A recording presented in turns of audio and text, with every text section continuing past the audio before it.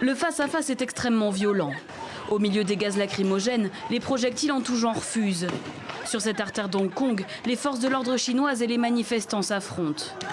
Dans la confusion la plus totale, la barricade érigée par les protestataires est également le théâtre d'échanges très tendus. Certains manifestants se retrouvent plaqués au sol, voire malmenés par la police, puis arrêtés. Tout avait pourtant commencé calmement.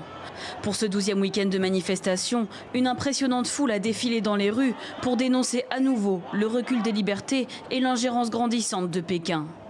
Cette fois également, les manifestants ont contesté l'initiative du gouvernement d'installer des caméras de surveillance.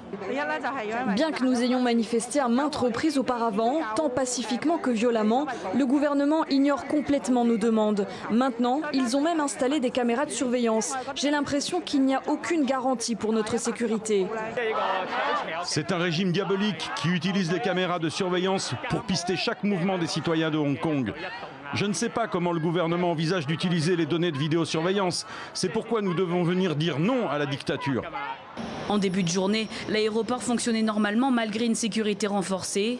À Hong Kong, la brève accalmie de ces derniers jours n'aura donc pas duré. Les manifestations et les affrontements se sont poursuivis jusque dans le début de soirée.